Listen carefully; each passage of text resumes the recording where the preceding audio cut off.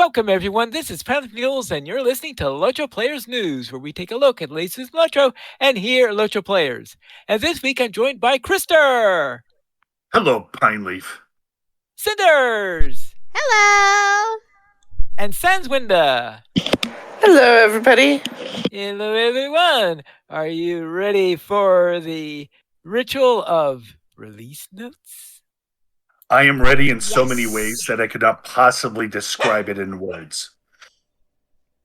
Okay. Did you say woods or words? Because I definitely heard woods, and I was like, Well, I what probably kind are we couldn't talking? express Some it in woodworking either. spruce, Okay, some so pine. neither words so- or woodworking.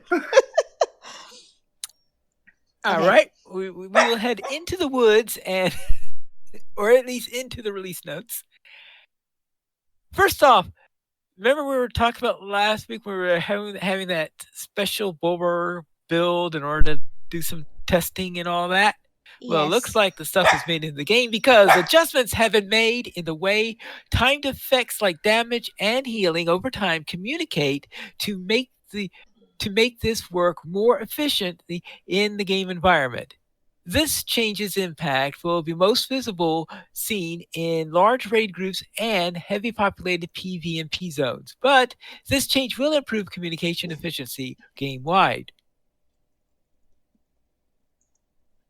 The end date for a legendary item reward track season 15 has been extended to December 3rd, 2025 at 9:59 a.m. server time. Legendary item reward track season 16 will start at 12:30 2025 and run until 3/4/2026 at 9:59 a.m. server time. Basically, it'll be divided on a downtime is what it's going to become. In the case of the 12/3 downtime, that is going to be for the release of Kingdoms of Harad, assuming we don't have any major problems happening. But that does give you a couple extra weeks to work on your LI rewards and complete the track before the next season starts. And also, all avatars should now play the proper effects when using the milestone of the Golden Passage. I think I haven't run any characters that were having trouble with that one, so I have no idea what was going on. Has anyone had a character try the milestone of the Golden Passage with a race that was having trouble with it? No, but I'm like you. I'm curious to understand what it was. Well, and how would you know that it wasn't quite right unless you'd watched somebody else do it? But my assumption would be that each character, like each race that would animate differently, and I'd just be like, "Oh, that's how it's supposed to be." Did Bilbo just float in the air and explode? Did anybody else see that? Well, I have a feeling it wasn't quite that bad, but who knows? Occasionally, some weird things can happen, I suppose. Anyway, that's it for the release notes for 45.7. I mean, I don't know why they call that 45.7. Oh, I guess because of all those changes in the to help facilitate the raids and that. I guess that was a pretty extensive change in the background, even if it wasn't anything spectacular when you look at it or anything like this. But at the rate they're going to run out of number, or are they expecting to either that or they're going to have a 45.11 before they get to update 46, because there seems to be a lot of point updates since update 45, and I don't remember too many sub-point ones that they've had. Well, in any case, let's head into what they had on Bulwer, because yes, they did have another Bulwer for update 46, Kingdoms of Harad. That was beta number 2. And in there, they did some more classwork tweaks. Well, they did add on Sharu to the list of areas that they have. So now 2 of the 4 areas were open for testing this week. So I would presume they're going to have another area open next week. We'll have to find out when that beta opens up. But As for what they had to say, in addition to the Anjuru area, they've had some class changes for the Bjorning. Thorned armor now mitigates effects damage. For captains, at the 4 now tears up from and mitigates effect damage. For champions, Merciful Minded Chance at tier 3 increased to 15%. Adamant now correctly applies the player buff before the skill removes your fervor, so it can get the fervor-based mod correctly. So that's good to know. Unbreakable Max Morale now lasts 30 seconds as intended, and Merciful Strike now generates 2 fervor. Oh, that's nice. For the Hunter, Pinning Shot cooldown increased from 8 seconds to 12 seconds. And it also now enrages enemies. And on the Lore Master side, it looks like they did some more tweaks to the variant of 2 arms, because now it lasts for 20 seconds, up from 15 seconds. As for items and rewards, Hunter and Burglar traceries found in Rivendell Archive should now be sorted into more appropriate categories. And Cinders, were you having trouble with the categories in the for the Hunter? Absolutely not, but Sans might be the better person to ask. Oh, you're right. You're right. Sans would be the better person to ask. I haven't run a Hunter in to get traceries yet. Okay. Sans? I am catching up to you.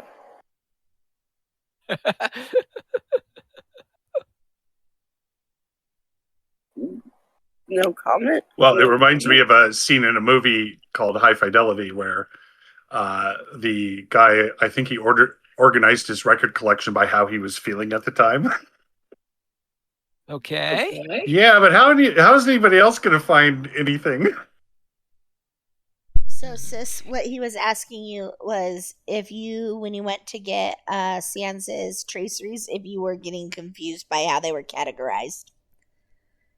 Oh. I mean, well, it's been a while since I've been to get her traceries, but yes, right after the thing, they were still all jumbled. And so, you could go and pull down, skills for everybody, and it would give you skills that were specific to different lines, or go into different lines, and you'd go into the blue line, and you'd be like, oh, this is only a red line trait now. Why is this in here? Oh, cool. That's right, because that's what it is, because I was wondering why they were doing this. Of course, they've revamped the characters and they never changed the traceries, but it looks like in update 46 they will be put into the proper lines. Okay, I forgot. Which sounds good. The revamp. I do remember you complaining about them. Yeah. So I think it sounds like it's going to be a good change, but it doesn't sound like it's going to actually change anything except making it easier to... In other words, put the ones together at that a belong glance, to your figure line. out which ones you want. Yeah, okay. Right. All right. I had completely forgotten about that little problem in there, but now I remember, yes. I remember people complaining about the traceries being wrong ever since the last revamp. Right. And I appreciate the fact that they said that they're sorting them into more appropriate categories. Because there are probably some people who will still complain this isn't really a universal skill, or other things like that. I guess we'll find. Well, it should at least get the ones for each skill line where they belong, which should make it easier to get our new legacies out. All right. Without having to triple check our lines between every legacy purchase. And I think that would be good, because when update 46 comes out, I suspect that a lot of players are going to be heading into that hall in order to upgrade some traceries. Yeah, it should be pretty crowded. Yes. Let's then head into what changes in the PvP and the Entmoors for the Stalker. Howl from the Shadow cooldown is reduced from 60 seconds to 45 seconds, and it now causes you to briefly enter stealth, and it now deals damage. For Howl of the Unnerving, mitigation debuff duration has been increased from 5 to 10. Also, the mitigation debuff now always applies, assuming that it is not resisted, and the debuff potency is reduced from minus 20% to minus 10%. So therefore, they've made it last longer, and they made it more,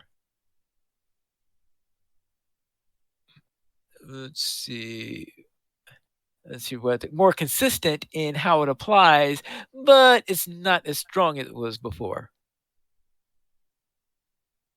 And disappear cooldown was reduced from 3 minutes and 30 seconds to 2 minutes and 30 seconds.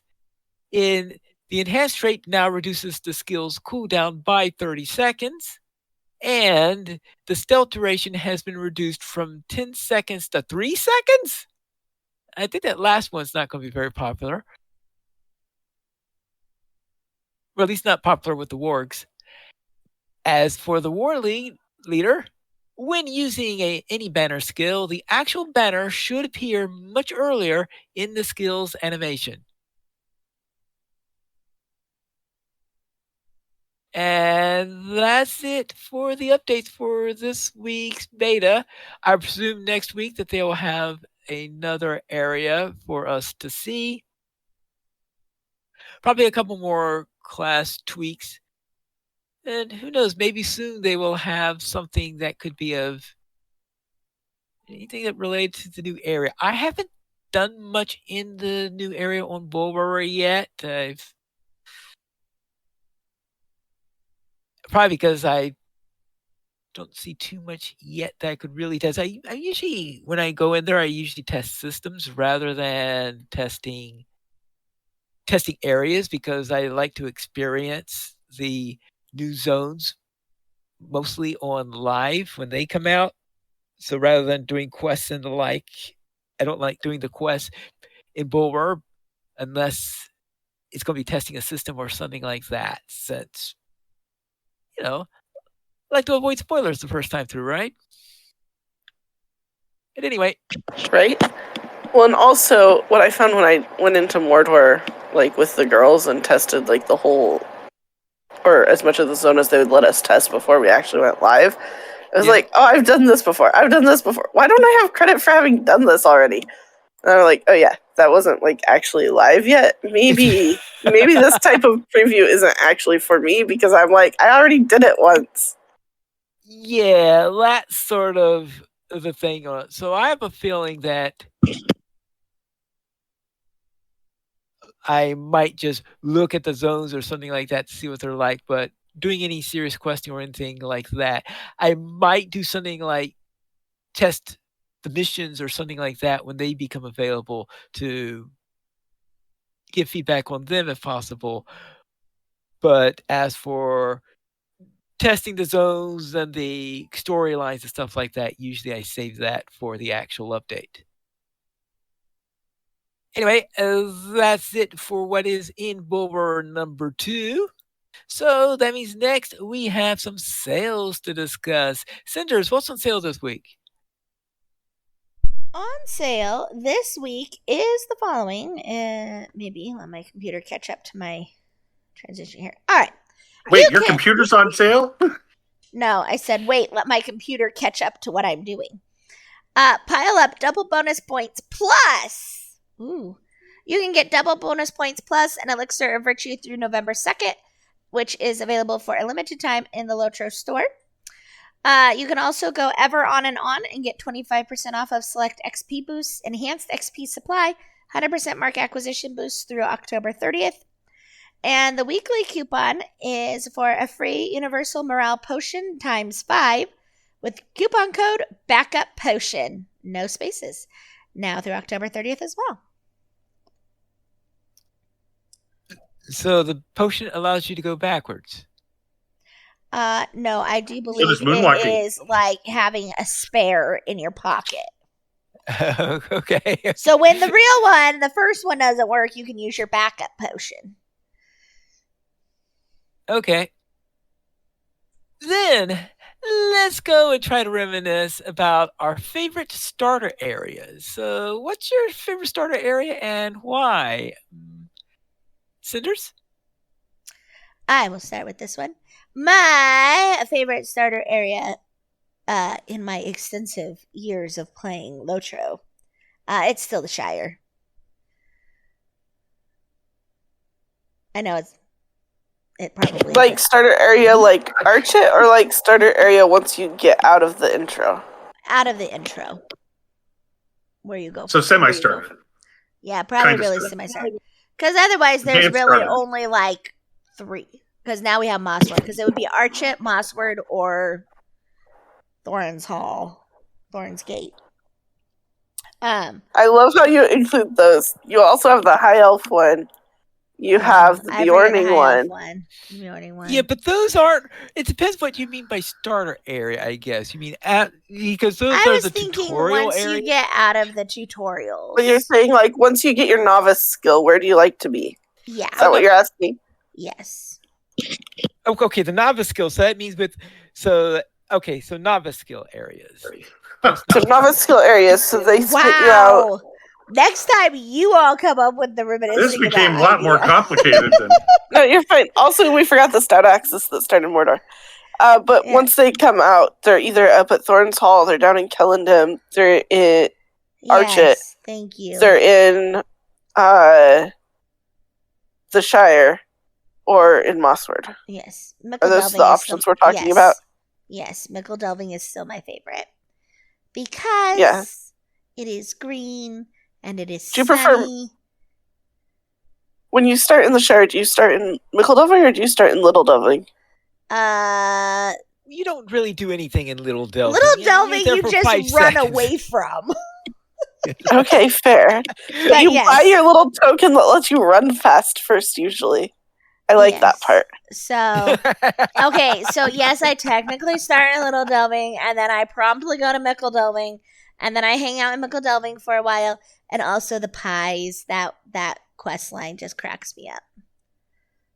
The whole pie deliveries and the rotten pies and how devastating that be. And then like when you go around for bingo at the beginning too, at the start of his stuff, and it's like, this is not your pie.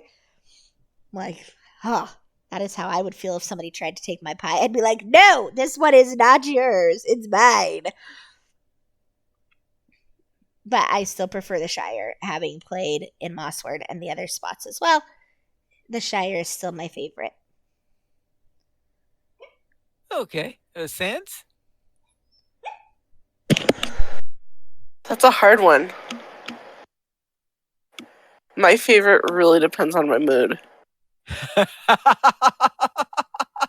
She's Like- not lying. I'm not lying. It is very mood contingent. So if I am Okay, I'll help, Sans. Which one do you prefer if you're feeling needy? needy, like Okay, oh, that's hard. It's more like, if you're happy, where do you start? if you're happy and you know it's starting to breathe. No. That's but we know where Krister's favorite spot is. He starts in Archet and goes straight to Bree as fast as he can. That is absolutely correct. That is my actual answer. So, Well, okay, so if I'm in the mood for some beauty, I'll start in Kellendam. But I don't know if I seek that when I'm feeling sad or if I seek that when I'm like, ooh, life is pretty good. Probably when I'm sad. I would have put you in Kellendam when you were feeling melancholy, would have been how I described it, because it's not even necessarily sad. It's not like sad like boohoo. It's just like, It's like a why gray stay and in Middle dreary Earth, day. sort of. Yeah. And then you go to a beautiful place where everybody's talking about leaving Middle Earth. Yeah, you know. Yeah. If I'm kind of in like go places, take out enemies sort of mood, I definitely start Thorn's Hall side. Yep. Because most of what you do involves throwing yourself into large groups of enemies if you want to. When you're happy and If- silly. If I'm feeling happy, silly-ish, I definitely start in the Shire. Hmm. And if I'm feeling kind of, I don't know, adult, I start in Bree. Yep. I think that would be. Yeah, so it totally depends on my mood where I want to start. And And it also it shapes also the means character that if I've you started play. one character in one area and then I'm feeling something different for a while, I probably won't come back to that character until like that mood hits me. Yeah. So That explains the number of characters you've got. Yeah, and yeah, my favorite part is that they all have a facial expression, if you pay attention to it, that tells you exactly how she was feeling when she made them. it's probably kind of true. I didn't actually tweak like all of the facial features to match my mood, but I probably kind of succeeded. Yeah. Yeah, it's enough that you can see it in the mouth and the eyes. Because I remember I walked past her at one point and she was trying to decide which character to play, and I was like, the one you're looking at looks kind of sad. Are you feeling okay? And she was like, no. I was like, oh. Let's talk. But that's why San Swinda looks the way that she does and why she moves the way that she does too, is because that is like Sans when she's feeling her most like outgoing and bubbly. And take Yes, on but it the also means world. like I can't just play Sans whenever. I Like I know. mean, I guess I could, but then just like she has to doesn't change feel her whole right. outfit and way of being. Right. That's why you have those cosmetic slots. And I do it to a certain extent too. Like Emerlina is the one that I play when I don't really want to be taken super seriously. And then I'll pull Cinderina out when I'm like, okay, I'm being really serious and I'm feeling like super grown up and like, please take me seriously, even though I sound like a little kid. I only play Krister when I'm angry. Oh wait, I pretty much only play Krister. Wait a second. I was like, so that's why you don't play Krister frequently. Well, lately, used to be a different story.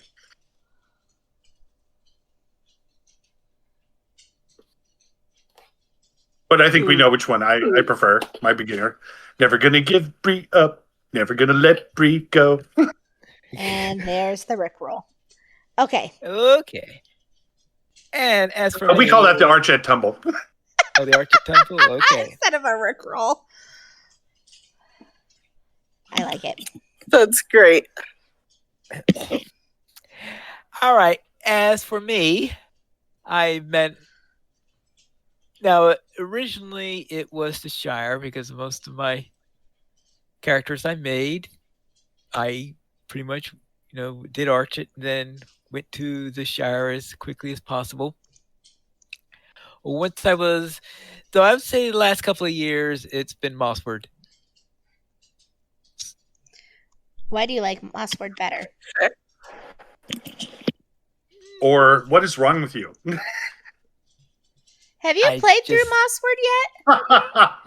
Before you write it off, you need to at least check it out because you might. I believe I have. I just can't remember anything about it right now. Well,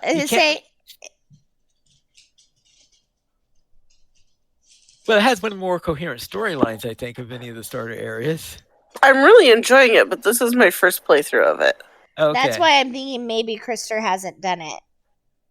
Depth, coherence. Do you actually think these are things I seek, Pineley? No, you don't.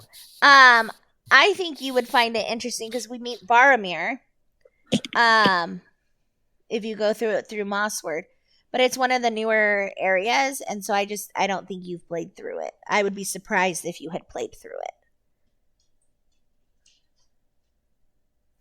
Actually, was it? I also really was appreciate it the intro the there. elves in the swamp place.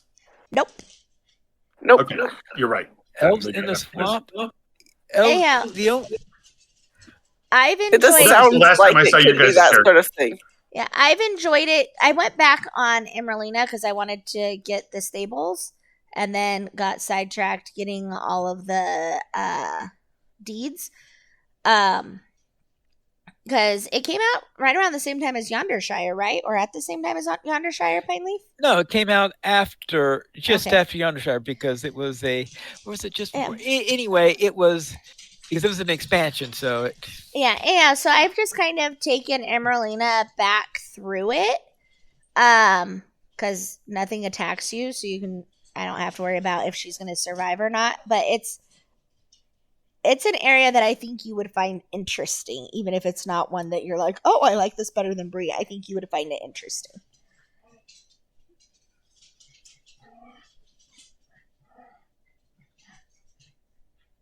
all right, so those are our favorite starter areas then. So we had a Bree, a Shire, depends on the mood, and a Mossword. Walk into a bar. Mm. And then the next one says, duck! Right. You're welcome. Yes. Then let's go into our week in gaming. Krister, what were you up to? Well, I'm basically kind of ready to do some stuff, and I think Ploy is ready to do some stuff, but we haven't done stuff for the last couple weeks. However, it looks like Finor has risen from some misty Fey embankment, and it looks like maybe we'll be doing something soon. So basically ready to raid, but it's been quiet. I started playing. I picked up Rogue Trader and started playing it again, and I think I was playing it when it was before its actually release, so it's got so much more to it. It's been a lot of fun. And then basically ESO and playing around. Once again playing around a lot with Firefly, and I'm working on I'm coming up with a story, and I think I got a good character. He's basically an alien. I think I've told you guys about this guy before. He's the ex-emperor of a planet who got exiled because he became an intergalactic rock star, and he got so rich that he basically violated his planet's beliefs and stuff, so that he had to leave. But basically, he has to be in disguise because he's only 3 millimeters tall. So he rides around in this super advanced armor-plated battleship that's disguised as a vending machine. So he's just like a vending machine in a ship, see? But then he can manipulate everything, see? So I feel like there's a lot of a rich environment to get stories from, so. But anyways, Firefly's been a lot of fun, and that's been my week. I've been having work's been rough, but it's been a decent week. So how about Cinders? What have you been up to? So my week started off getting soundly trounced by characters dealing fire damage, trying to do some instances that I had never run before with Looneyfin and Pineleaf. Because they let me be in charge, which was their first mistake. Oh no. Anyhow, so it started off well. We did what instance did we do first? Oh, we did one of the ones in Carn Doom. And it went swimmingly. Yes, the gardens. Yes. Carn Doom went great. We discovered that a couple of the characters hadn't actually done it before. We had done it before on other characters, but not on these particular characters. And then we went to do, and I was like, okay, that went well. Let's pick another instance that I don't recognize. And so I picked from one of the older clusters. It wasn't. I'm gonna get the wrong area. What's the area that's right after Lothlorien? You mean Mirkwood? Yes, I think it was in the Mirkwood cluster. But but it was like this big courtroom, and then one of the sword halls. yeah. And I was like, I don't think I've ever done this one before.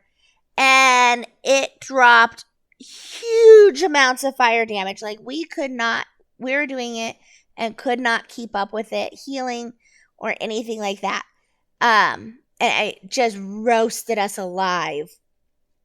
We tried it like 3 times, like different strategies, and then we were like, okay, whatever. And then we were like, we thought they were rebalancing that, and then we realized that they were rebalancing it on Bull Roar, so it isn't on the live servers yet. But we're like, we can see why they would think that they might need to rebalance some of this. And then after that, I was like, okay, so let's do a different instance, and I don't remember which one I picked now. But it also had loads and loads of fire, and we were just getting roasted. And finally, we were like, and maybe we could just be done for tonight. Anyhow, in the process, I was reminded and realized that I needed to update the Cinders hasn't done it list. And so, like the very intelligent person I am, I shared it with Pineleaf just in case he thinks of things that I don't think to add to it, of things that Cinders hasn't done that probably she should do. That immediately increased the list size by times 100. Anyhow, well, I know unlocked skirmishing will not be on there because she does have it unlocked. Anyhow, but then I did play with the guys on Monday and Thursday night, and then got properly chastised for not advancing all of the quests from Tharbod because I didn't realize they were important and was informed in no uncertain terms that they are very important. Please do them. So I got just them all one caught of up. them was important. Oh, yeah. I did all of them because I was standing there anyways. And if you're going to go in for one thing, you might as well go in for all of them. Okay. And then I did run around today and got the brooms for my Monday and Thursday characters. Im already has one. So now all 3 of them have their witches brooms to ride around on. Or fall hobby brooms, as they're called. And I did catch up on class quests. The captain one I did at way over level, almost 10 over level. But I think that one actually might be one of my favorite class quests that I've done so far. Because I've done Brawler, and I've done Lore Master, and I've done Guardian, and I've done all of those. But I don't know that I've ever done the captain one more than once, but I actually took my time. And I read through it, and as I was doing it, and I was like, oh, I now suddenly understand so much. Anyhow, it was good. I really enjoyed it. And definitely recommend doing it over level because it was really nice to just waltz in and then find the guy, kill him, and be done. So, Sans, how was your week? My week was pretty good. I ran several characters up to celebrate Durin's Day, and all of them were under level 40. And I got to thinking, well, what if I could run a level 1 character up, since now it's possible? Because before you couldn't really get out of the starter instances at level 1. You'd be like level 3 or 4 at least. And so I got a new level 1 character to run up and promptly took the quest and was like, oops, now I'm level 2. Okay, starting over. So I got a level 1 character through the Mossford, through the River Hobbit intro without gaining a level. And ran it up to celebrate Durin's Day with Grendas, who was not on a level 1 character, because, I mean, that is a little bit absurd. And it was a lot of fun. So Did you get we were chased by lots of things. moose? My level 1 character did not. My level 34 character that I took up first did get trounced, but it was by a lynx. Oh, yeah. Took one swipe at me and I was out. Yep. Yeah, my level 21 character was barely, I think it was my 21, maybe it was my level 24 character. It was barely saved from being trounced by a deer by Guarindas's character, who was below level but not that far below level, who took the hit and didn't die but was injured. So It was nice of her. yeah, it was an help you out. exciting. Yeah, I mean, she was just trying to avoid the mobs too because we were both under level, but I was like severely under leveled. So, the little bit of a hit would have totally killed me, but it only hurt her. So that was nice. And then I did some more Umbar cooking on Peregrine, and I guess I ran the Durnstan Peregrine too. And then Gwernas and I ran some solstice activities to help defeat the Wailing Wall. So that was pretty fun, pretty crazy, lots of people going around. And that was pretty much my week in gaming. How was your week, Pineleaf? All right, I'll begin with my lore master. And in there, I was doing the quest that you do in Mordor where you found this object on Iorzun, the whatever he wants to call himself that day. And on that particular item in there, for the lore master, it's a pouch. So I went in there, did the quest on there, and learned a bit of history about the Earthkin is sort of like the real takeaway on there, because I'm pretty sure I've done this quest at least once sometime in the past, but I hadn't remembered or anything like this. And so it didn't stuck the fact that the importance that the Earthkin used to have for these seed patches, and it was their duty in order to plant these seed, care for these seeds and to plant these seeds and to cultivate these plants and all through there, and they carry these seed pouches to it, but they've fallen out of use for it over the years and had stopped doing that, especially the ones that decided to side with Angmar, because Angmar and planting trees is sort of like two very, very opposite points of view for theirs. So it gave me a little bit of an idea of what the Earthkin are all about, which is something that I normally don't have, or at least what they were about. Because usually these days when I run to Earthkin, they're enemies and not friends or anything like that. So that was a very nice, interesting little quest in there. Then as for the Academy field trip, the Merry Crew, we ran some skirmishes there. Someone was trying to catch up on some epic battles in there, and we didn't want to make the epic battle even tougher by trying to do a 6-player epic battle with 4 people. So Sam was trying to run the epic battles, and then we were on the side running some 3-player skirmishes so that we could have something to do while we waited in there. So we ran several skirmishes in there. Now, finally, I had decided it was time to do something about that level up boost, because if you remember with the Ultimate Edition, we had 2 level up packages. One was a Valor package that I had used on my Guardian, and the other was which had all the frills, bells, and whistles and all this stuff. And the other one was a much cheaper, I could say, bargain basement level up to 150 package. So I wanted to see what would happen if I used the bargain basement level up package on a level 1 character. So now I have a level 150 champion. So of course, I got the basic gear that you get out of the level up package, and of course I got the legendary items that I had in there. And as we discussed way back earlier, this thing comes with all yellow for the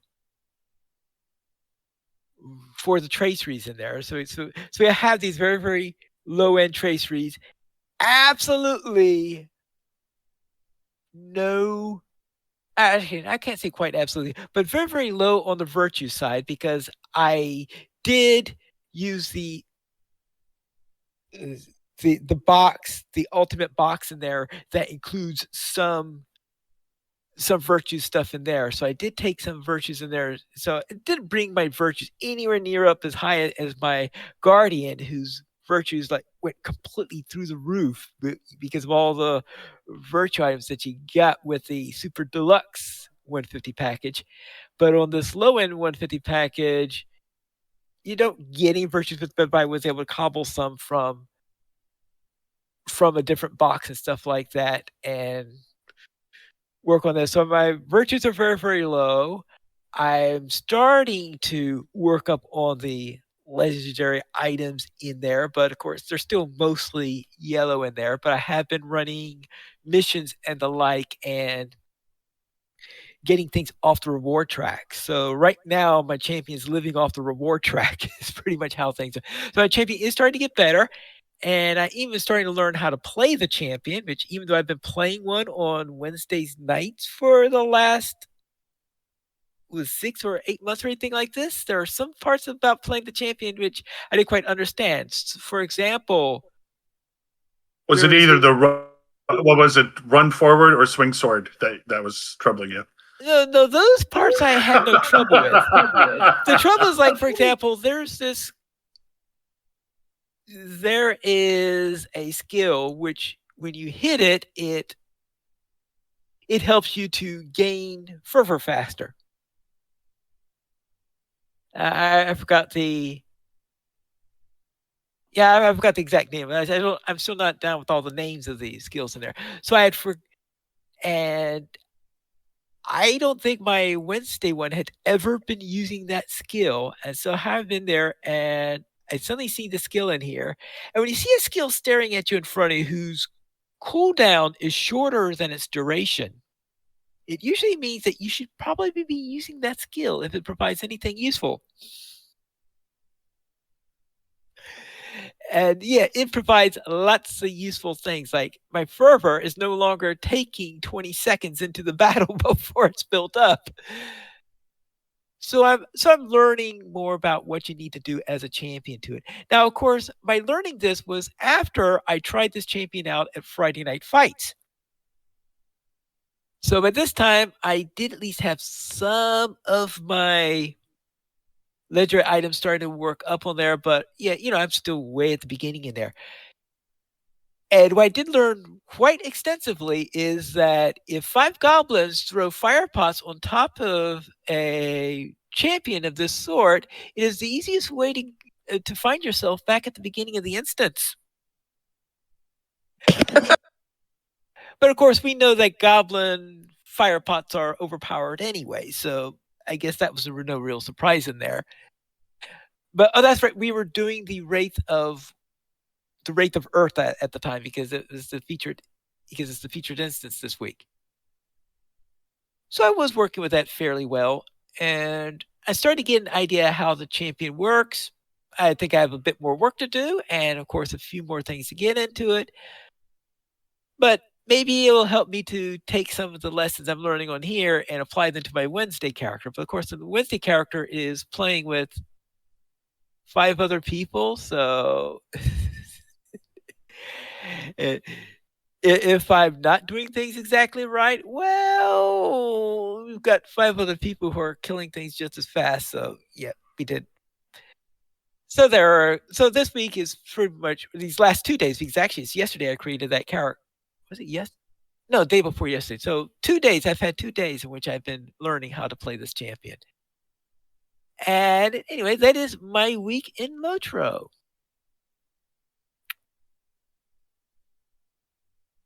Yes, we currently have 11 supporters on Patreon. If you'd like to join this illustrious array of players and help support LOTRO players, you can go to the Nature's Patreon Support, the Players Alliance on Patreon. We have a special thanks to the Sentinels of the West on the Peregrine RP server. And if you would like to contact them, you can contact through Odothian. If you have any feedback that you would like to provide us, you could send it to podcast@LOTROplayers.com. The Players Alliance has 2 shows on Saturdays at 8:30 p.m. Eastern Time. We have LOTRO Players News, and we record DDO Players News when Drac is available. You can join us for our shows at lotroflavors.com/live. And that is all for tonight then. This is Pine Leaf Needles reminding you to skirmish responsibly.